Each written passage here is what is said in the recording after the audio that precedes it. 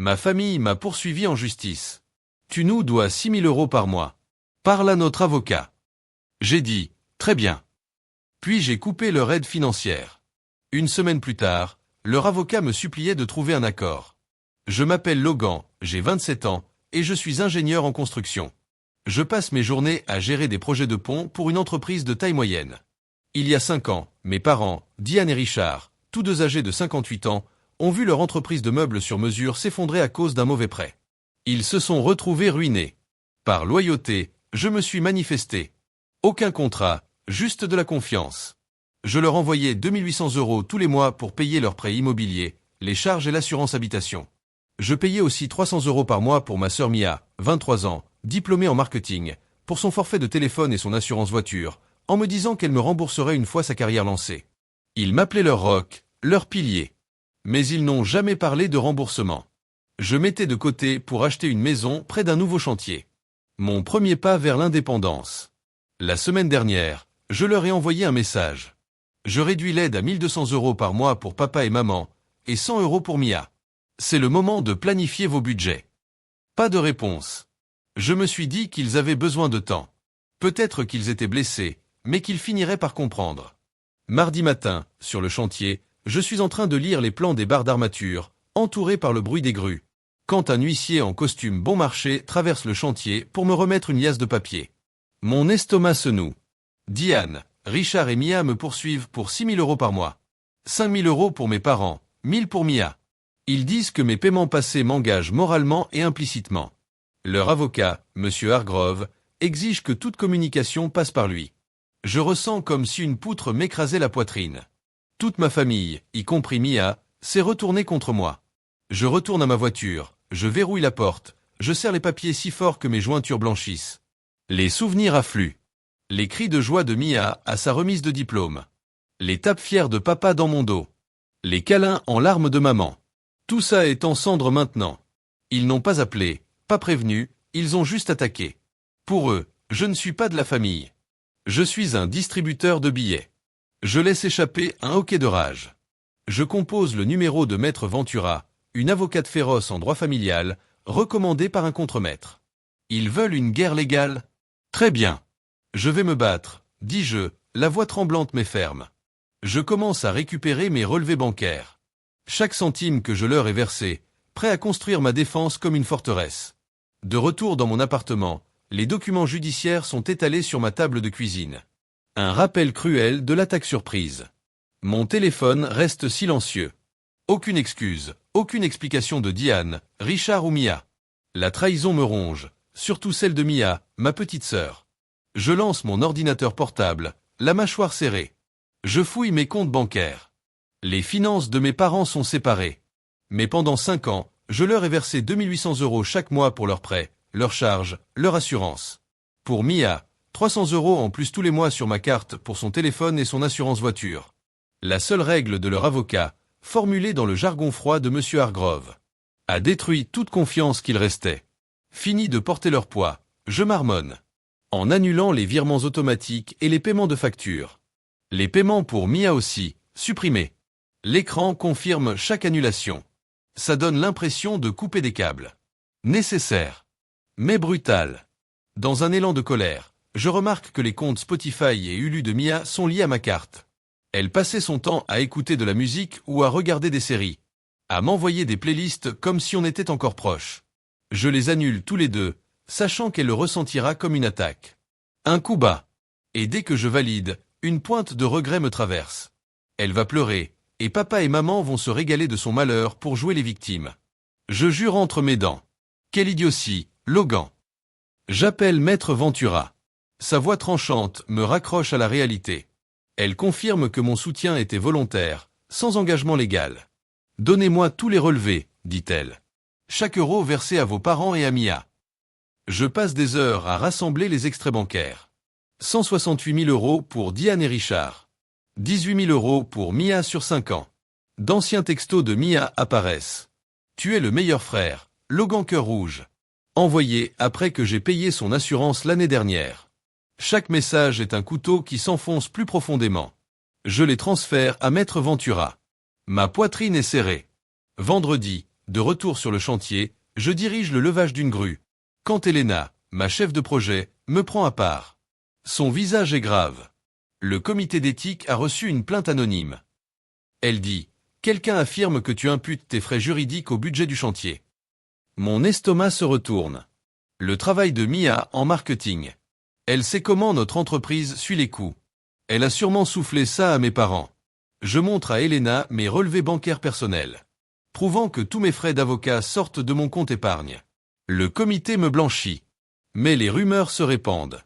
Logan est louche. Logan est dans la merde.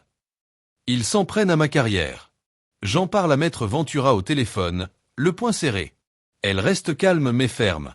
Note tout. C'est leur première erreur. Cette nuit-là, je fixe les plans étalés sur mon canapé.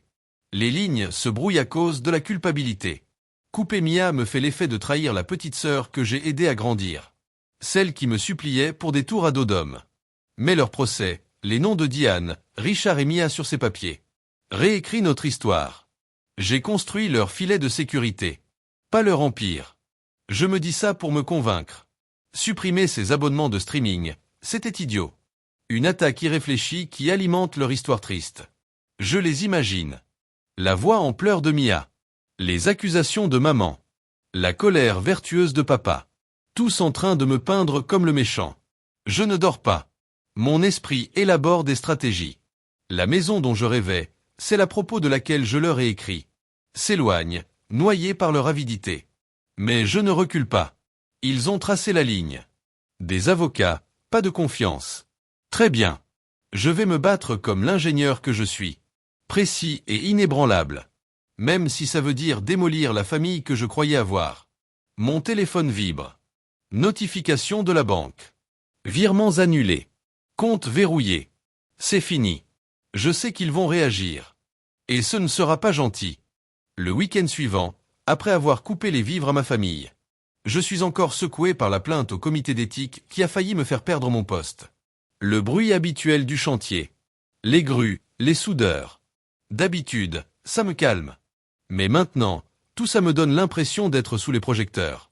Les messages de Mia, ses playlists, ses remerciements, me hantent.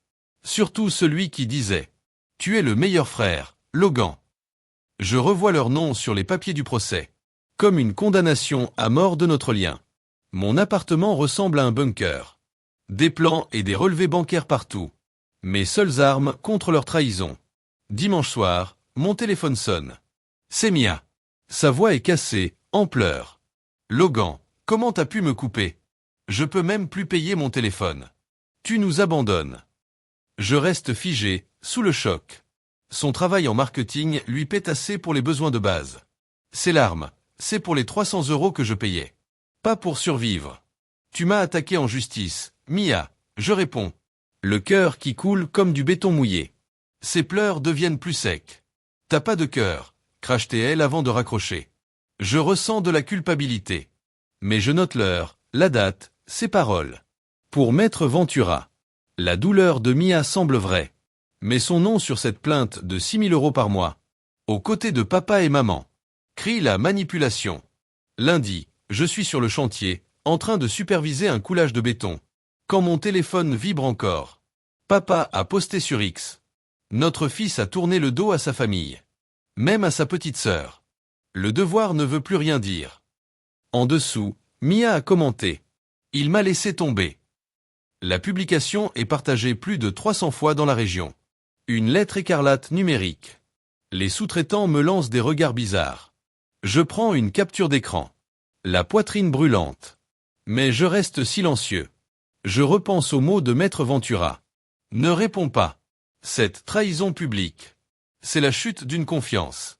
Un éclatement de tout ce que je croyais être notre famille. Cette nuit-là, je fouille de vieux emails à la recherche d'un levier.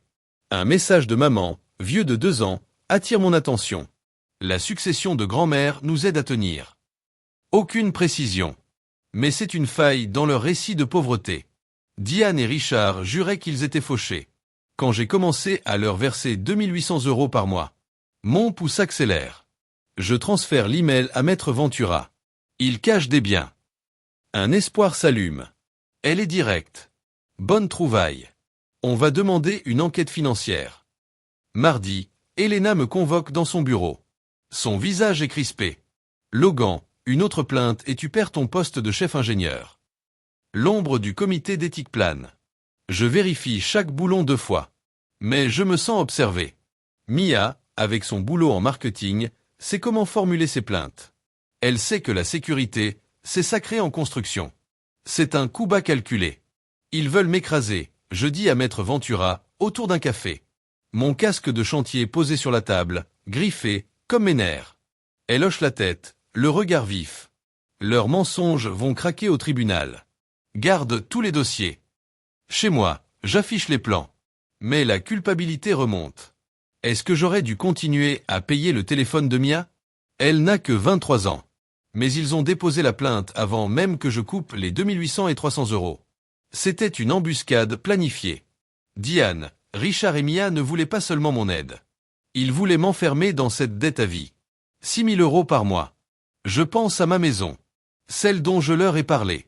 Sa promesse de liberté. Détruite par leur avidité. Ce sont des étrangers maintenant, je dis à Marcus, un ami soudeur, en buvant une bière. Ma voix tremble.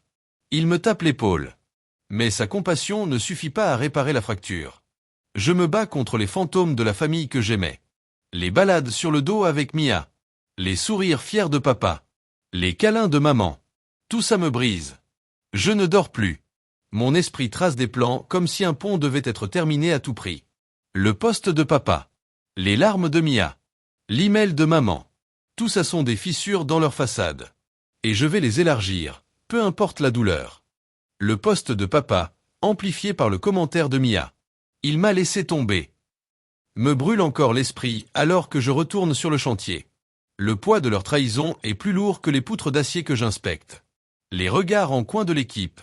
Les murmures persistants sur la plainte au comité d'éthique. Font que chaque pas me donne l'impression de marcher sur du métal nu. Les sanglots de Mia lors de notre appel.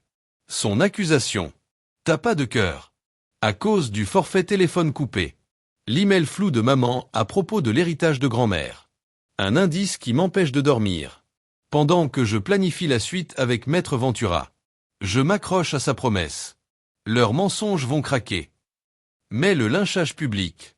Les doutes sur ma candidature au poste d'ingénieur principal. Me rongent comme une structure sous pression. La colère monte quand je relis le commentaire de Mia. Ces mots tordent mes 18 000 € d'aide en un abandon. Je rédige un mail à Maître Hargrove. Dites à Diane, Richard et Mia que leur assurance maison et voiture. C'est plus mon problème. J'en ai fini. Ces mots sont comme un coup de masse. Mais dès que j'appuie sur envoyer, je me fige. Trop tranchant. Trop brut. Maître Ventura m'appelle dans l'heure. Sa voix est sèche. Ce mail pourrait te faire passer pour un homme cruel devant le juge. Logan. Calme-toi. Je maudis ma colère. Je fais les 100 pas dans mon appart. Je viens de leur offrir une nouvelle arme pour jouer les victimes. Surtout après ma bêtise d'avoir annulé Spotify et Hulu de Mia. Je suis en train d'alimenter leur récit. Et c'est une erreur de débutant pour un ingénieur qui prône la précision. Mercredi, Elena débarque sur le chantier. Le visage dur comme du béton. Encore une plainte au comité d'éthique, lâche-t-elle. Cette fois, ils affirment que j'ai sauté des inspections de sécurité, mettant des vies en danger. Le sang me glace. Un audit complet est ordonné. Ma candidature est sur la corde raide. Je passe des heures à compiler des journaux détaillés. Chaque inspection, chaque boulon contrôlé, tout est prouvé. Le comité rejette la plainte. Mais l'avertissement d'Elena reste en suspens. Une de plus, était virée. Le style d'écriture de la plainte.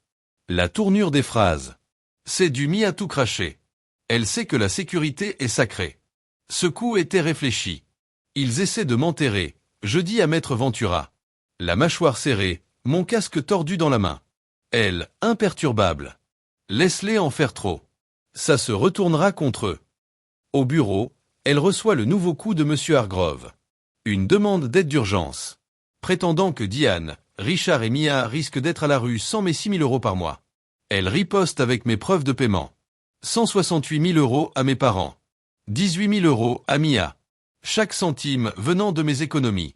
Elle exige une enquête financière complète. En s'appuyant sur l'email de maman à propos de l'héritage. Leur fondation est instable, dit-elle avec un éclat dans les yeux. Je hoche la tête. L'adrénaline monte.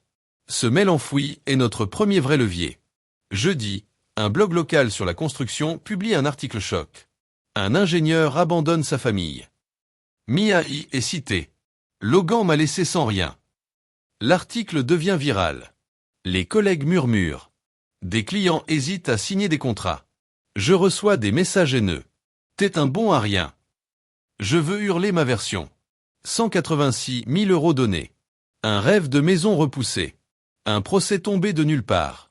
Mais la voix de maître Ventura me calme. Laisse le juge trancher. L'isolement est brutal. Chaque regard devient un clou dans ma confiance. Je repense au message que je leur avais envoyé. Celui où j'annonçais couper l'aide à 1200 €. Et comment ils ont retourné ça contre moi. Les larmes de Mia. Son sourire lors de sa remise de diplôme. Son nom inscrit dans la plainte de 500 € mensuels. Elle se tient avec eux, pas avec moi. Mon mail à propos de l'assurance était stupide. Une explosion de rage qui pourrait me coûter cher. Comme l'annulation de ses abonnements. Je ne suis pas le méchant, je dis à Marcus autour d'une bière. Les yeux humides, la voix brisée. Il hoche la tête. Mais le poids de leur trahison me broie. Les câlins de maman. Les tapes de papa. Les playlists de Mia. Tout s'effondre. Leur plainte a été déposée avant que je coupe leur argent. La preuve qu'ils avaient planifié ça. Je jure de me battre comme un ingénieur. Précis, inébranlable. Chaque action calculée. À l'approche de l'audience. Le chaos du chantier s'efface derrière ma détermination. Je reconstruirai. Même si ça signifie déconstruire la famille que je croyais avoir. Le titre de l'article du blog de construction. L'ingénieur abandonne sa famille. Me pique encore le cœur alors que je franchis les portes du tribunal. Mon casque de chantier remplacé par une cravate. Qui me sert comme une corde. Les mots de Mia cités dans l'article. Logan m'a laissé sans rien. Et la deuxième plainte éthique. Affirmant que j'ai ignoré des inspections de sécurité. Laisse ma candidature de chef ingénieur en suspens. Et la confiance de mon équipe en miettes. Je repense à mon mail irréfléchi à Maître Hargrove. Où j'ai coupé leur assurance. Et à l'annulation hâtive des abonnements de Mia. Des gestes impulsifs, que Maître Ventura m'avait dit d'éviter. Mais sa découverte de l'email sur l'héritage de grand-mère. A ravivé notre combat. Une faille dans leur façade de misère. Aujourd'hui, c'est l'audience. Ma chance d'ouvrir cette faille. Et de prouver que les 186 000 € que j'ai donnés. Étaient un acte de cœur. Pas une obligation. À l'intérieur, Monsieur Hargrove décrit une scène pathétique.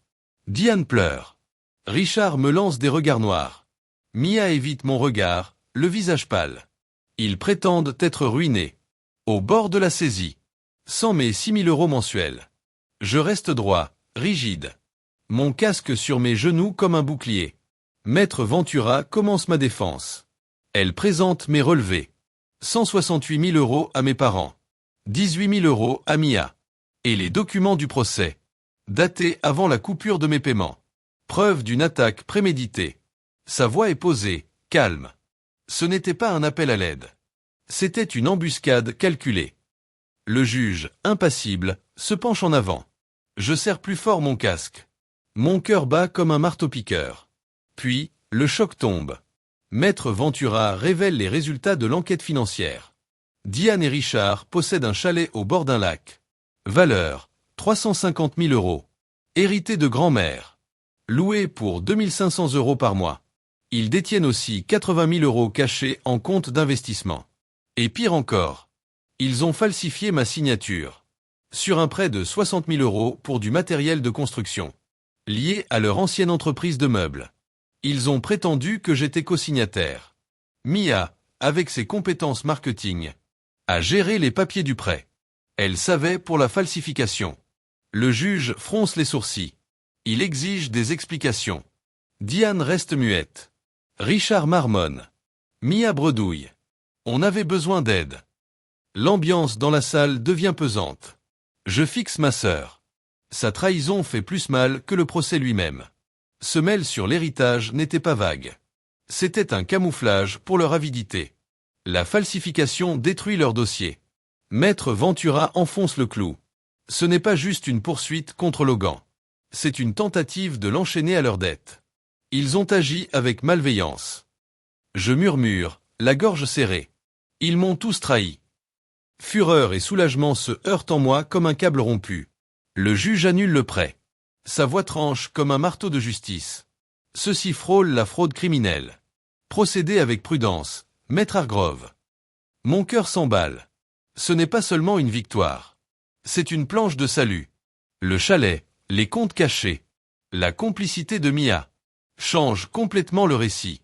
Je ne suis pas le méchant. Je suis la victime. Je me lève pour témoigner. Ma voix est ferme malgré les tremblements de mes mains. Je leur ai donné 186 000 euros. Mes économies, mes rêves, ma confiance. J'ai renoncé à une maison. Travaillé jour et nuit. Tout ça pour eux. Et ils m'ont poursuivi pour 6 000 euros par mois. Ils ont caché un chalet. Ils ont falsifié ma signature. Mia, ma sœur, les a aidés. Je ne suis pas leur prestataire. Je suis leur victime. La salle est silencieuse. Chaque mot tombe comme un clou enfoncé. Le juge hoche la tête. Comme si elle validait mes nuits blanches. Mes douleurs. Les mensonges. Les attaques. Les pleurs de Mia. Elle rend son verdict. Aucune obligation légale n'existe. Les paiements de M. Ward étaient volontaires. Non contraignants. Elle condamne leur manipulation. Les plaintes au comité d'éthique. La falsification. Les mensonges médiatiques. Le récit larmoyant de Mia. Elle m'accorde les frais de justice. Leur dossier est rejeté. J'expire. Libre. Mais brisé. Les sanglots de Mia. Les gémissements de Diane. Ne me font plus mal. Ils me laissent froid. Le chalet et la falsification ont tout révélé. Ma famille n'était qu'un château de cartes. Je serre mon casque. Je pense au chantier. À la maison que je pourrais encore acheter. Maître Ventura me touche l'épaule. On a gagné. Mais les yeux fuyants de Mia me hantent. Le pire, c'est qu'elle a choisi leur mensonge plutôt que moi. Et ça, aucun plan, aucun plancher, ne pourra jamais le réparer. La victoire au tribunal, les pleurs de Mia, les cris de Diane, et le rejet officiel de leur plainte de 6 000 euros par mois, auraient dû ressembler à une libération nette. Mais quand je retourne sur le chantier, la poussière de leur trahison flotte encore dans l'air. Comme après une démolition. Le prêt falsifié de 60 000 euros. Le chalet au bord du lac estimé à 350 000 euros. Et les 80 000 euros cachés sur des comptes. Me reviennent sans cesse en tête. Mon casque semble plus lourd qu'avant. Comme s'il portait les mois de plainte. De soupçons. Et cet article maudit qui citait Mia. Logan m'a laissé sans rien. Mes gestes impulsifs, comme l'annulation de Spotify ou Semelle Cruelle, me hantent toujours. Mais le jugement du tribunal, qui condamne leur manipulation, et m'accorde les frais de justice, me donne une base solide. Je suis libre. Mais les yeux fuyants de Mia au tribunal m'ont plus transpercé que les cris de papa. Ou les larmes de maman. Une semaine plus tard, Maître Hargrove appelle Maître Ventura. Sa voix est tendue. Il supplie pour un règlement à l'amiable. Renoncer à l'appel pour l'aide temporaire, demande-t-il. Elle le remballe d'un ton dur comme l'acier. Ils ont falsifié des documents, caché des biens, et poursuivi mon client pour 6 000 euros par mois. Aucun accord. Ce soir-là, mon téléphone vibre. Un message de Mia. Logan, je suis désolé. Je ne peux plus payer ma voiture. Ces mots me rappellent son sourire à sa remise de diplôme. Le moment où je lui ai payé 300 euros par mois. Mais maintenant c'est un tépar. Son nom sur la plainte. Et son rôle dans la falsification. Mon cœur se tord. Mais je reste de marbre. Je transfère le message à Maître Ventura. Et je réponds simplement. Parle à mon avocate. Je ne tomberai plus dans le piège de tes larmes. Pas après que tu aies choisi leur mensonge à ma place. Maître Ventura agit vite. Elle obtient une ordonnance de restriction pour harcèlement. Elle cite les plaintes au comité d'éthique. Les fausses accusations sur les budgets. Le post viral de papa. Et la falsification liée à leur entreprise. Je transfère les économies de ma future maison. Celle que j'ai réussi à protéger malgré les 186 000 euros donnés. Dans une fiducie sécurisée. Le juge ordonne la vente de leur chalet. Pour couvrir leurs dettes juridiques. Un effondrement public de leur cupidité. exposé dans les journaux locaux. Ce fameux email sur l'héritage, celui que j'avais déterré, n'était pas juste un indice. C'était leur chute. Les comptes cachés de 80 000 euros. Et le chalet loué 2500 € par mois. Ont tout changé. Au travail, le vent tourne. Le bloc de construction retire son article. Sous la menace juridique de Maître Ventura. Elena, ma chef de projet, me prend à part. Son regard s'est adouci. Je suis désolé, Logan. Tu gardes ton poste de chef ingénieur. Le respect de l'équipe revient. Les hochements de tête remplacent les murmures. Un client majeur signe pour un nouveau projet de pont. Tu as tenu bon, me dit Elena, en me tapant l'épaule. Je hoche la tête, esquissant un petit sourire. Mais la trahison de Mia me marque plus que celle de mes parents. Son métier en marketing lui a permis de rédiger ses plaintes sournoises, d'amplifier le poste de papa. Avec son commentaire, il m'a laissé. Elle n'était pas spectatrice. Elle tenait le marteau. Par Marcus, mon ami soudeur, j'apprends. Le produit de la vente du chalet a à peine couvert les frais juridiques. Diane et Richard louent un petit appartement, vivant difficilement des petits boulots de menuiserie de papa. Mia a perdu son poste en marketing. Elle squatte chez des amis. Une enquête pour fraude sur le prêt falsifié est en cours. Il reste silencieux. Aucune excuse. Aucun regret. Je ressens un peu de pitié pour Mia. Son sourire de diplômée me revient parfois. Mais pas de devoir. Elle a signé ce procès. Elle a rédigé ses plaintes. Elle a choisi leur camp. Même l'oncle Ray, frère de maman, qui m'avait traité de sans cœur, a coupé les ponts, honteux de leurs mensonges. Dans mon journal, j'écris. Il me voyait comme une grue, pas comme un fils ou un frère. Le chalet. La falsification. Le rôle de Mia. Ça m'a libéré. Mes erreurs, comme couper ses abonnements ou se mail mal formulé, étaient humaines. Des cris de colère. C'était une embuscade calculée. J'ai combattu avec la logique d'un ingénieur. Pas avec la vengeance. J'ai protégé mon futur avec des relevés bancaires. Et la stratégie de Maître Ventura.